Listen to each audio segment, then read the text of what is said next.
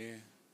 이 엘리야처럼 그 간절한 마음으로 이렇게 새벽에 이 시간에 나오신 우리 성도님들에게 하나님이 엘리야에게 주셨던 그 응답을 반드시 여러분에게 주시는 한 주간 되기를 축복합니다. 아하방의 시대가 얼마나 악했었는지는 제가 어제 말씀을 드렸습니다. 하나님의 자리에 금송아지를 세우고 또 하나님을 예배하는 곳에 바알과 아세라 신을 섬기는 제단을 세웠던 그 시대예요. 자식이 죽어가는 것도 그냥 무시하고 여리고성을 건축하며 하나님의 말씀에 무감각하고 하나님을 두려워하지 않았던 시대가 이 엘리야의 시대 또는 아하방의 시대였다라고 말씀을 드렸습니다. 그런데 이런 하나님에게 무관심한 시대에 엘리야의 등장은 충격적이었어요. 그가 그 당시에 아하방 앞에서 하나님의 말씀을 선포했습니다. 그런데 하나님의 선지자가 우리의 왕 앞에서 하나님의 말씀을 선포했다는 건 사실은 그들에게 크게 다가오지 않았어요. 왜요? 관심이 없으니까요. 근데 그들에게 충격적이었던 이유는 뭐였을까요? 비가 오지 않는다는 그의 선포였다라는 거죠. 그리고 그 폭탄과 같은 선포가 떨어지자마자 그 땅은 그 가뭄이 계속 되어졌다라는 거죠. 엘리야의 눈물의 기도요. 얼마나 마음 아픈 기도인지 제가 어제 말씀드리지 않았습니까? 그 기도를 할 수밖에 없었던 찢어지는 심정으로 그는 그 기도를 하나님 앞에 올렸고 아하방 앞에서 선포하였습니다. 그리고 엘리야는 이제 그 하나님의 말씀에 순종해서 나갔던 자리에서 물러나서 다시 하나님의 음성을 듣습니다. 오늘 말씀 2절에 보니까 여호와의 말씀이 엘리야에게 임하여 이르시되, 여러분 이게요 그냥 되게 짧은 말씀인데 여러분 좀 감격으로 다가와야 되지 않을까요? 왜요? 그 당시에 북이스라엘 사람들은 아무도 하나님의 말씀 임하는 걸 듣지 못하는 시대예요. 그런데 엘리야만 듣고 또 듣고 하고 있다라는 거죠. 얼마나 귀하고 복된 일입니까? 잘 이해할 수 없는 말씀을 하나님이, 근데 지금 엘리야에게 다시 한번 말씀하시는데 그게 이어서 나오는 3절입니다. 뭐라고 하십니까? 너는 여기서 떠나 동쪽으로 가서 요단 앞 그리시네가에 숨고라고 말씀하고 있다라는 거죠. 지금 하나님의 말씀에 순종해서 엘리야가 그 폭군 아하방 앞에서 하나님의 말씀 멋지게 선포하지 않았습니까? 근데 딱 멋지게 선포한 다음에 하나님이 하시는 말씀이 뭐예요? 너 좀 숨어야겠다라는 거예요. 엘리야에게 이 말씀이 어쩌면 그를 보호하기 위한 말씀처럼 느껴질 수도 있지만 저는 이 말씀이 엘리야에게 때로는 어쩌면 다른 면으로 불편했을 수도 있을 거예요. 왜냐? 엘리야는 어떤 사람이라고요? 우리와 성정이 같은 사람이었지만 그는 하나님 앞에 열심히 하나님을 향한 마음이 특별했던 사람이요. 그가 아하방 앞에 섰을 때에는 여러분 어떤 마음으로 섰을까요? 나들이 가는 마음이었을까요? 오늘 한번 왕궁 구경 가지 그런 마음이었을까요? 아니요. 죽기를 각오한 마음이었을 거예요. 나 이거 전하고 어쩌면 폭군의 칼에 죽을 수 있어. 그래도 괜찮아. 순교를 각오하고 그는 거기에서 하나님 말씀을 선포했습니다. 그런데 하나님이 뭐라고요? 너 죽어야 됐다는 게 아니라 너 숨어야겠다라는 겁니다. 하나님이 엘리야에게 숨으라고 하신 진짜 이유가 무엇일지 제가 이 두 가지 질문을 통해 오늘 여러분과 한번 이야기를 나눠보려고 합니다. 그리시네가의 두 가지 질문. 첫 번째는요, 그리시네가는 안전한가라는 겁니다. 하나님이 아하방의 손에서 엘리야를 지키기 어려워서 숨으라고 했다라는 건 아니다라는 것들은 여러분 상식적으로 아실 거예요. 여러분 하나님이 어떤 분이에요? 아하방의 손에서 엘리야 한 명 못 지키시는 분입니까? 아니요. 하나님은 전능하셔서 3년 6개월 동안 북이스라엘의 하늘을 닫으시고 아무도 열지 못하게 하시는 전능하신 분이 하나님이세요. 그런 분이 인간 왕의 칼, 아하방의 칼과 위협 앞에서 어떻게 엘리야를 보호하지 못할 수 있겠냐고요. 충분히 보호하실 수 있는 힘도 능력도 있는 분이 하나님이다라는 거죠. 그러면 왜 하나님은 엘리야를 숨기셨을까요? 더 자랑해야 되는 건 아닙니까? 왕궁에 늘 살면서 야 내가 아합을 못 죽이게 할 테니까 너 아하방의 궁에서 살면서 계속 아합한테 얘기해 이렇게 말해야 되는 거 아니냐고요. 그런데 하나님은 엘리야한테 숨으라고 말씀하십니다. 아더 핑크 목사님은 이 부분을 이렇게 설명하시더라고요. 엘리야를 안전하게 피신시키시고 아합과 이세벨의 분노로부터 보호하기 위한 것이 아니라 하나님을 배반한 이스라엘 백성에 대한 그분의 심각한 불쾌감을 드러내는 것이다 라고요. 왜냐하면 하나님은 가뭄으로 울부짖을 북이스라엘에게 비가 없습니다, 물이 필요합니다 라고 울며 불며 부르짖을 그들에게 진짜 울어야 될 게 무엇인지를 알려주고 싶었던 거예요. 그래서 하나님의 사람을 하나님이 찾으셔서 보여주셨던 그 한 사람을 숨기셨어요. 엘리야가 숨기셨다라는 것, 엘리야를 감췄다라는 것은 이제 이스라엘 가운데 하나님의 말씀을 전해줄 사람이 없다라는 거죠. 이 말씀은 아모스 8장 11절과 매우 잘 연결되어지는 것 같습니다. 아모스 8장 11절을 한번 같이 읽도록 하겠습니다. 시작. 주 여호와의 말씀이니라. 보라, 날이 이를지라. 내가 기근을 땅에 보내리니 양식이 없어 주림이 아니며 물이 없어 가람이 아니요 여호와의 말씀을 듣지 못한 기갈이라. 앞으로 남은 3년 동안 이스라엘은 하늘이 닫히고 비가 내리지 않는 그런 일들을, 그 육체적인 기갈을 경험해야 됩니다. 가난한 사람들은, 어린아이들은 죽어나가는 일들이 많을 겁니다. 그런데요, 그 심각한 기갈보다 하나님의 말씀을 전해줄 사람이 없는 이 영적 기갈이 그들이 겪어야 된 더 심각하고 위중한 기갈이었다라는 거죠. 여러분 동의하십니까? 비가 내리지 않아서 겪어야 되는 기갈보다 더 중요한 건 하나님의 말씀을 전해줄 사람이 없는 기갈, 하나님의 말씀이 선포되지 않는 그 기갈이 훨씬 더 무거운 문제라는 거예요. 왜냐하면 이 두 번째 말했던 하나님의 말씀이 선포되지 않는 기갈이 근본적인 문제니까요. 그들이 하나님의 말씀을 듣지 않았고 하나님의 말씀을 없이 해서 그 땅에 비가 내리지 않는 기갈이 임했다라는 거죠. 그래서 이 영적인 기갈만 해결되면 육체적인 기갈은 자연스럽게 해결될 수 있는 문제다라는 것입니다. 사랑하는 성도님들, 우리는 종종 이 부분을 간과하고 살아갈 때가 있는 것 같습니다. 어느 순간부터 하나님의 말씀에 대한 기갈에 대한 문제보다도 내 삶에 비가 내리지 않는 그 기갈이 너무 크게만 느껴지는 것 같습니다. 그래서 오늘날 교회들이, 오늘날 믿음의 가정들이 사랑의 능력을 잃어버리고 회복의 능력을 잃어버리고 용서의 능력을 잃어버리고 그 안에서 가정이 깨지고 교회를 떠나가는 사람들이 많은 것 아니겠습니까? 여러 이유들이 있겠지만 한 가지 이유라면 뽑아야 된다면 하나님의 말씀이 희귀한 시대예요. 그럼 이렇게 말씀하실 수 있을 것 같습니다. 아니, 이렇게 말씀을 들을 수 있는 환경이 많은데 왜 그게 희귀합니까? 마치 홍수 때에 정작 먹을 물이 없는 것처럼 말씀은 쏟아지는데 그 말씀이 내 마음에 와서 머물지를 않는 거예요. 그 말씀이 내 안에 삶의 능력으로 바뀌어지지는 않는 거예요. 그냥 버려지는 물처럼 느껴지는 거죠. 아니면 교회에 다니면서도 육신의 기갈을 해결하기 위해서만 그것만 기도하고 있는 것은 아닙니까? 하나님의 관심은 영적 기갈에 있는데 육신의 기갈만 해결해 달라고 하니까 하나님의 응답이 더디오고 있는 건 아닐까요? 여러분, 우리에게 더 중요한 우선순위의 기갈은 말씀이 들리지 않아서, 말씀이 내 삶에 머물지 않아서 내가 말씀대로 살아갈 수 없는 그 모습을 보여주는, 그것으로 인해서 겪는 영적 기갈이 진정한 기갈이다라는 것입니다.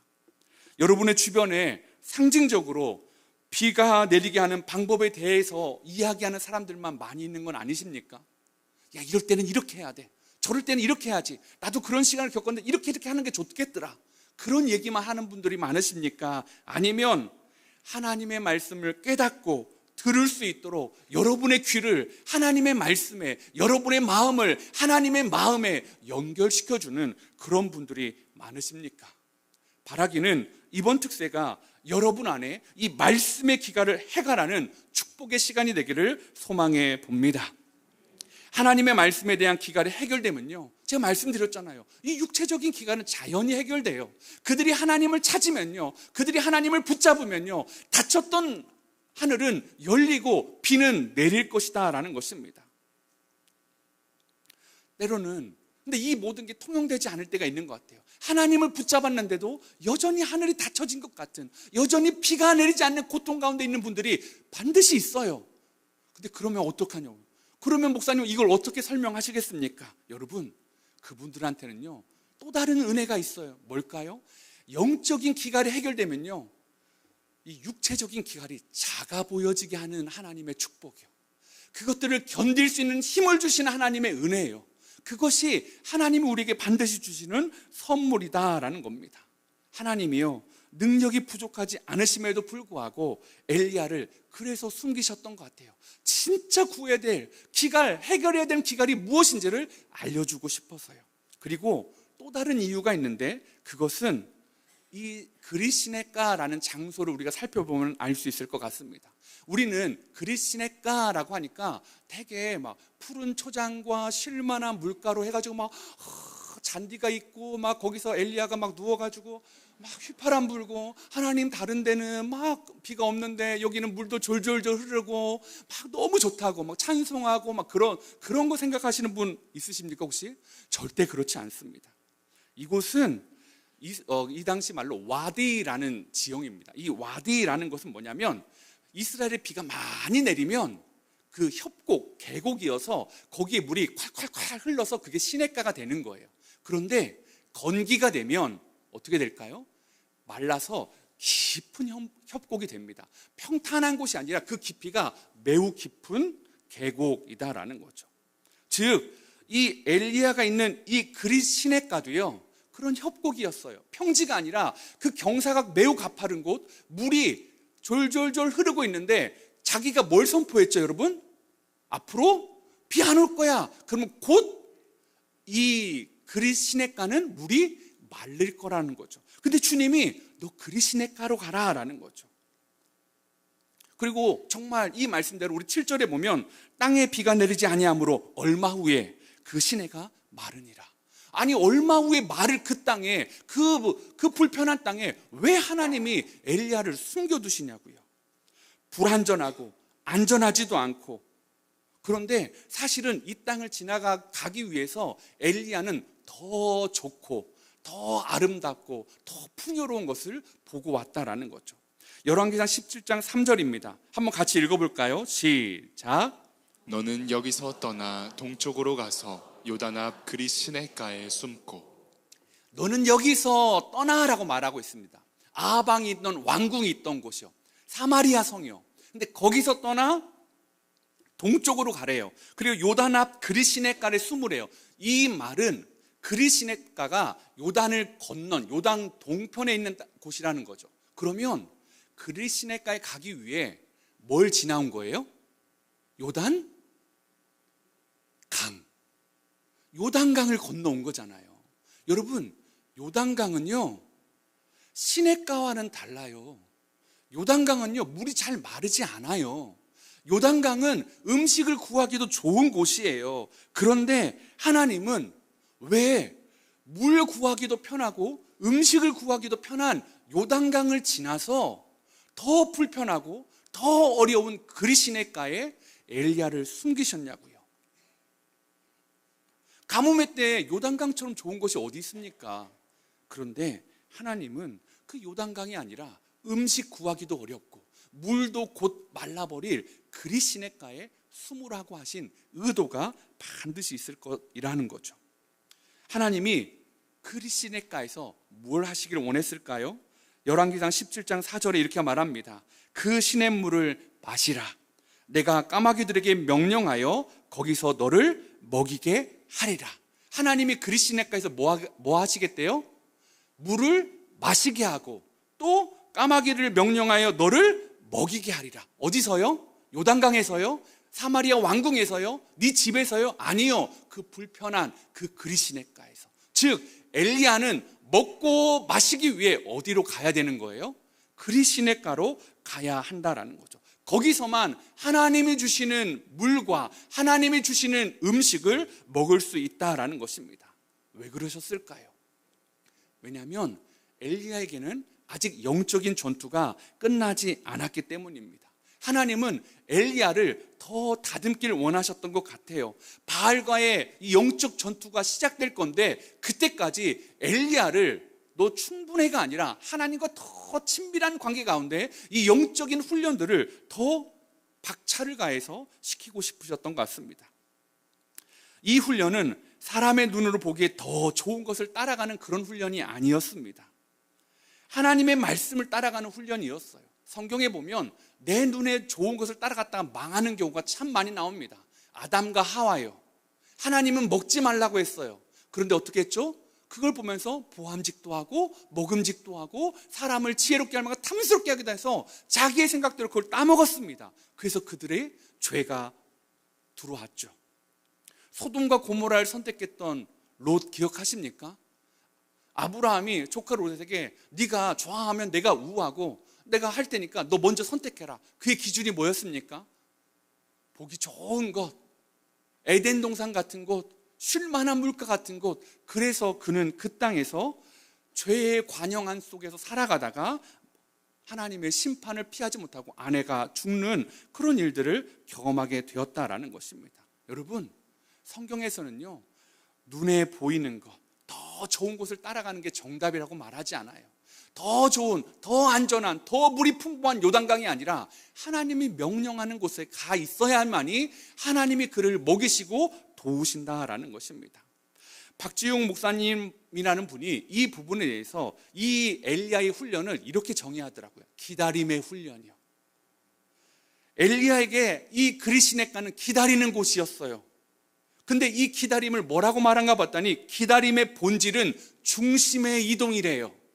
중심의 이동이라는 게 뭔지 아십니까? 내가 그를 기다린다는 것은 철저하게 그의 시간에 나를 맞추는 것이래요. 요단강에 있으면 내가 물들어 가면 돼요. 요단강에 있으면 내가 물고기를 잡든 내가 음식을 구하러 가면 돼요. 그런데 그리시네가는 내가 할 게 없어요. 철저하게 하나님이 하셔야지만이 물도 음식도 공급받을 수 있는 것이라는 거죠. 즉 그분이 올 때 우리는 엘리야는 그곳에서 철저하게 나의 시간이 아니라 하나님의 시간에 맞추면서 하나님의 타이밍을 기다리고 있다라는 거죠. 마치 기다릴 때 우리가 느끼는 건 뭡니까? 그 사람이 올 때까지 나의 시간이 멈춰져 있는 것 같잖아요. 우리가 어디를 놀러 가기로 만나기로 했는데 그 사람이 안 와요. 그럼 어떻게 해요? 놀러 가는 것은 그 사람이 올 때까지 멈춰지는 거예요. 식당을 가기로 약속했어요. 그 사람이 와야지만 식당으로 이동할 수 있는 것 아닙니까? 엘리야에게 멈춰지는 시간이요. 하나님이 오셔야지만이 엘리야의 시계는 작동되고 있다라는 거죠. 여러분, 그리시네가는요, 이처럼 하나님을 기다리는 곳, 하나님이 공급해 주시는 물과 음식을 바라보는 곳. 아마 이게 엘리야에게 하나님이 주고 싶었던 훈련이셨던 것 같아요. 너 마음의 열심이 특별한데 너 아방 앞에서 내 말도 선포하고 죽음을 각오했는데 너 뭐든지 할 수 있을 것 같은데 너 좀 힘 좀 빼라. 너 이제 좀 내려놔라. 그냥 기다려라. 내가 너를 먹이고 내가 너를 마시게 하는 그 은혜를 기다리라고요. 여러분, 여러분에게 있는 그리시네가는 어디입니까? 여러분을 기다리게 하는 곳이요.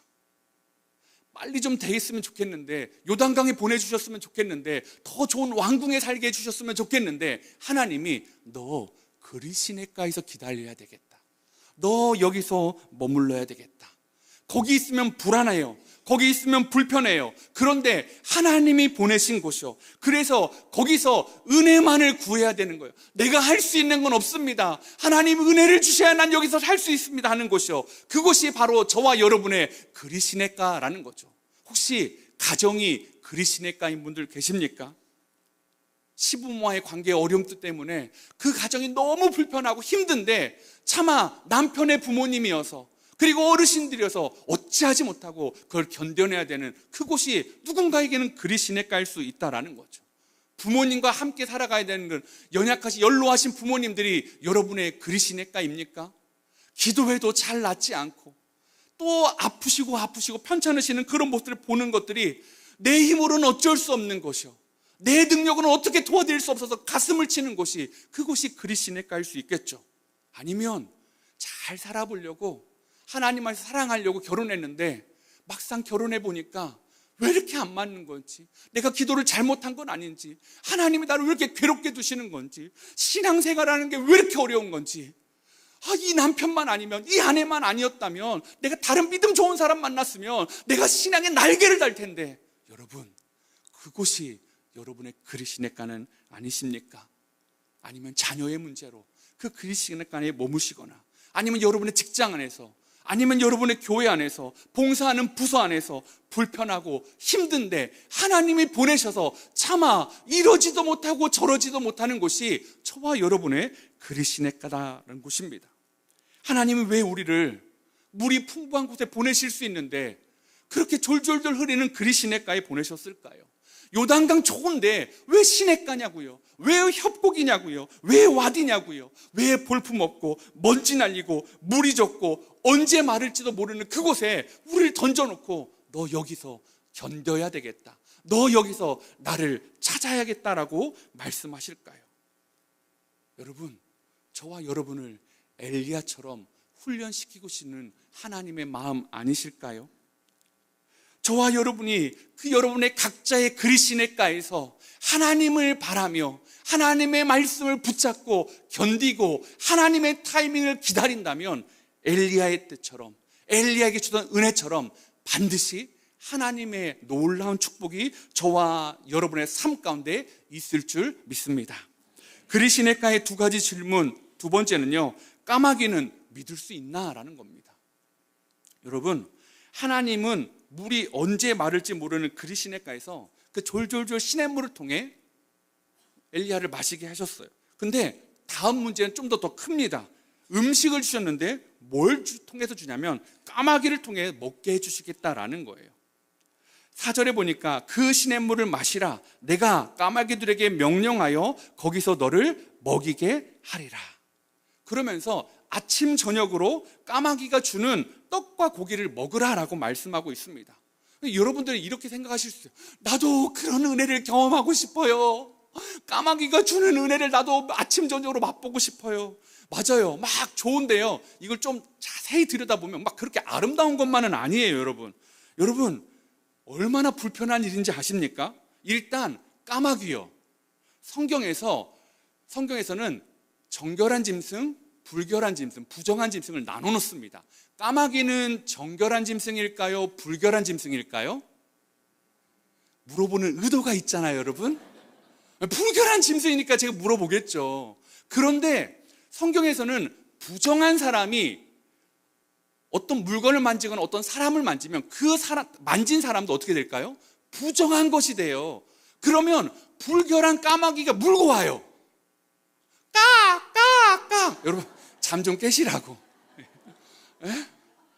여기 물고 와요. 근데 엘리야가 왜 모르겠냐고요? 저건 불결한 짐승이야. 레위기에서 하나님이 말씀하셨는데 하나님이 그 새를 통해 먹으라고 한 거예요. 그러니까 그걸 먹는 내내 마음이 사실 얼마나 불편하시겠어요.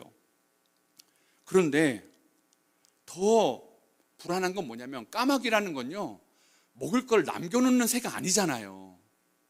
여러분, 까마귀는요, 이 떡과 고기를 남한테 양보하는 새가 아니에요. 자기가 다 먹으면 먹었지 남한테 가져다 주는 새가 아니거든요. 근데 까마귀가 혹시 오늘은 너무 배고파서 내 걸 먹으면 어떡하나, 혹시 너무 물고 오는 중에 치매 고여가지고 그걸 꼴깍 삼키면 어떡하나, 뭐 그런 걱정이 왜 없겠냐고요. 여러분, 특별히 까마귀는 어제 저녁에 시키면 오늘 아침에 즉각 오는 로켓 배송이 아니잖아요. 얘가 혹시 안 오면 어떡하나, 뭐 이런 걱정이 얼마나 많겠습니까? 그런데 이 믿을 수 없는 이 불결한 짐승을 의지해야 되는 엘리야요, 먹고 살려면요. 여러분, 하나님이요, 천사를 통해 가지고 떡과 고기를 전해주시면 얼마나 좋아요. 막 거룩한 빛 가운데 엘리야야, 그리시네가에서 얼마나 고생이 많니? 이거 먹어라. 그러면 막 아침 저녁으로 은혜가 될 거 아니에요.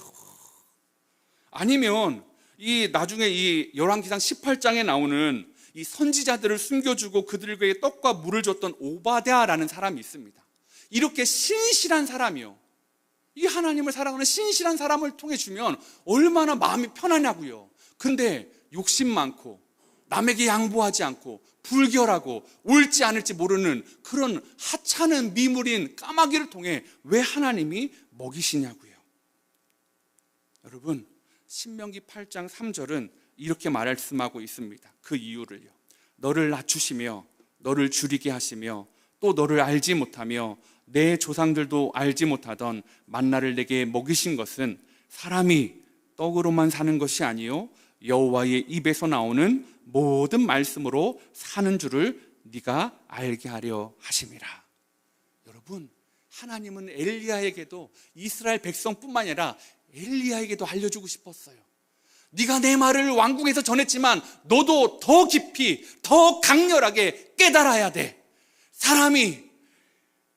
이 사람이 떡으로만 사는 것이 아니고 여호와의 입에서 나오는 말씀으로 살아간다라는 거예요. 마치 광야에서 만나와 메추라기를 주신 이유가 하나님의 백성이 떡으로만 사는 것이 아니라 하나님의 약속이 반드시 이루어진다는 믿음으로 살아갔던 것처럼 너 물이 졸졸졸 흐르는 그 협곡에서 그 계곡에서 나의 말을 신뢰하고 숨어 있어라. 내가 감추어 둘 동안 너는 거기에 머물러라라고 말씀하시는 거죠.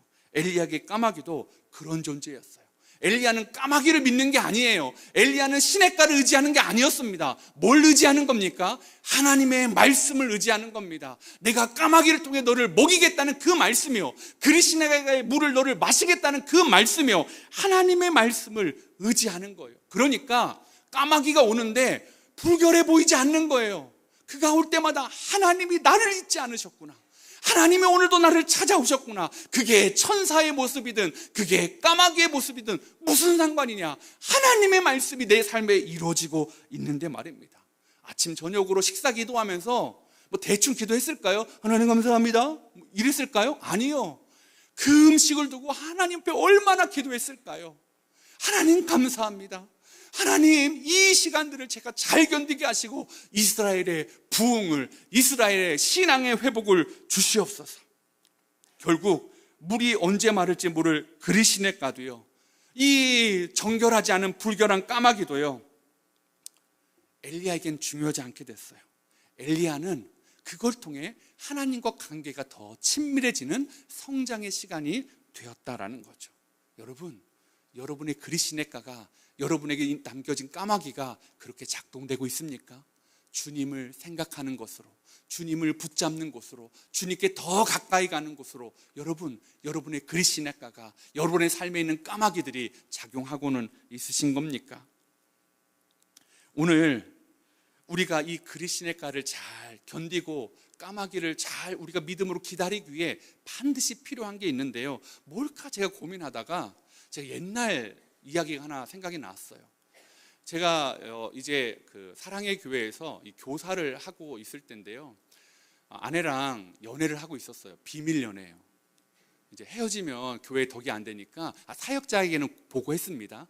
사역자에게 보고하고 비밀 연애를 이렇게 하는데, 이 이제 주일날 이제 다 뭐 예배도 드리고 유년부 봉사도 하고 그 다음에 청년부 GBS가 있어요.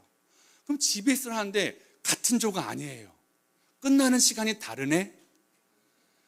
그런데 아내가 기다리면 좀, 아내 조가 좀 빨리 끝나면 좋은데 매번 왜 이렇게 우리 GBS 조장님은 매번 일찍 끝내주는 건지. 그럼 저는 강남역에서 맨날 기다리는 거예요. 시골 촌놈이 강남역에서, 여러분 그 기다린다고 생각해 보세요. 한 뭐 10분 20분이면 괜찮아요. 뭐 그때는 근데 뭐 스마트폰이 막 그럴 때가 아니어서 그냥 기다리는 거예요. 맹목적으로 지나가는 사람도 보고 이렇게 보고 뭐 하면서 그냥 기다리는 거예요. 근데 여러분 신기해요. 같은 공과인데 그 GBS 조는 꼭 1시간 이상 늦게 끝나더라고요. 아내가 1시간 정도 늦게 오면 기다리는데, 여러분 제가 어땠을 것 같아요? 딱 보자마자 대충 나오지. 뭐 하니라고 말씀이 뭐가 중요해? 내가 더 중요하지. 빨리빨리 나오지. 지금 몇 번째야? 이랬을까요? 아니요. 힘들지는 않았어. 이게 미화가 있는지 모르겠는데 그랬던 것 같아요. 보고 괜찮다고.